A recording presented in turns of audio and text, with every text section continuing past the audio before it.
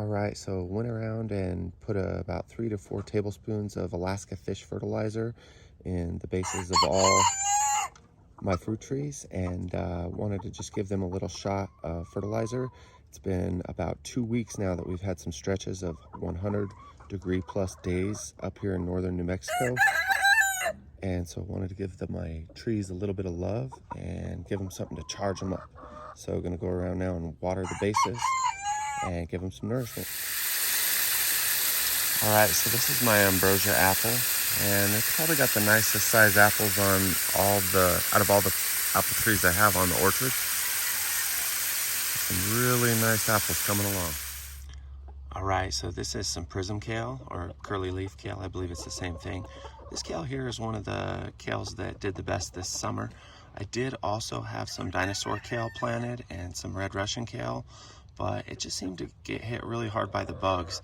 And this variety here, the prism kale, just seemed to really be resilient against all the hardships of the summer infestations of bugs.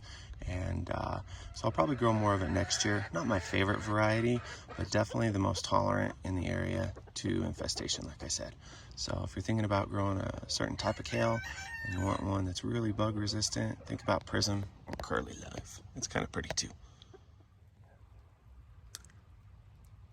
So this is my royal apricot. It's just a dwarf. It's really bushed out this year. I didn't get no fruit sets on it. A little bit too cold in our area, but it's making for a really nice tree. Go ahead and back up here. And it's gonna need a little more pruning this next winter, but it's coming along. All right, so this guy here is my champagne cherry, and I just bought this guy, and he was a little bitty stick a few years ago.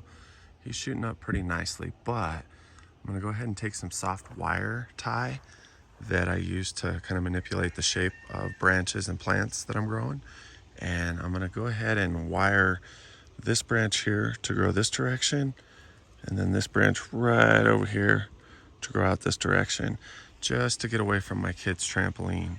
I don't want the branch growing right into the netting there, or for it to end up getting broken off. So might make a short about that here pretty soon. But yeah, beautiful tree.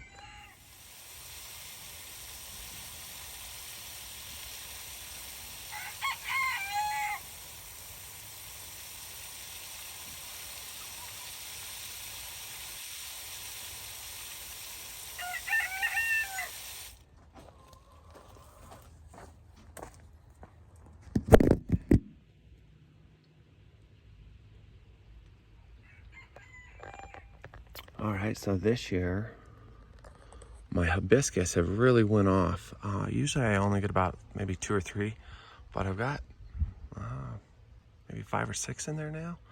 And they were a little slow to get started, but they're shooting right off. So a good friend of mine that I once worked with gave me these maybe 10 plus years ago, and they come back every year. So it's a good reminder of his friendship, and I'm grateful for all the knowledge he's given me with gardening and encouragement in life. So appreciate you, Steve Meadows. Sandy too. Okay, so in an earlier video, I actually showed this nectarine tree, and all summer long it's had one lone nectarine. I've been playing like a riverboat gambler, hoping that the birds aren't going to get to it, and it's bright red, which is kind of risky of me, and I know better, but I've just been probably too lazy to come out and cover it up. But it seems to be doing good. Don't think there's going to be much size to it. And this is just a dwarf tree I planted last summer, but it seems to be thriving well. I'm going to prune it back more this next coming winter, and seems to be doing well.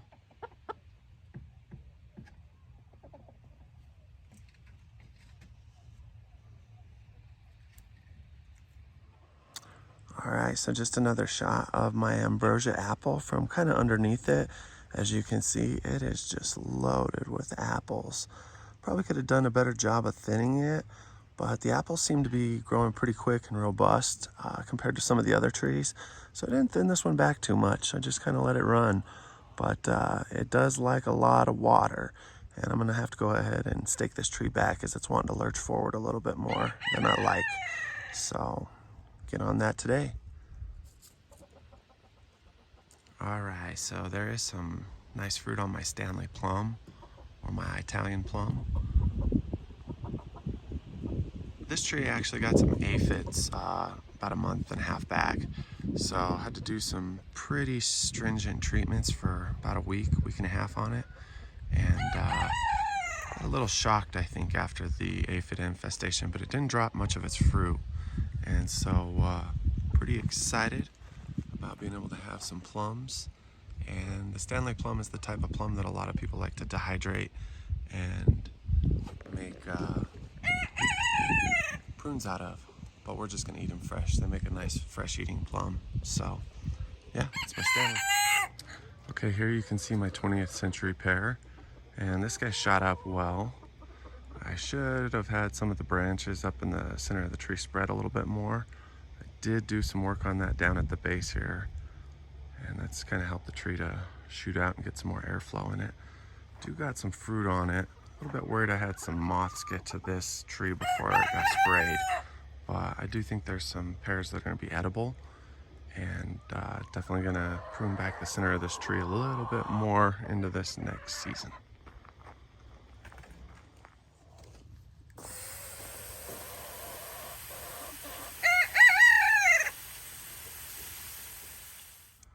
Okay, so you can see I just did a little bit of chop and drop on this Hell's Haven peach I have. It's getting a little bit out of control.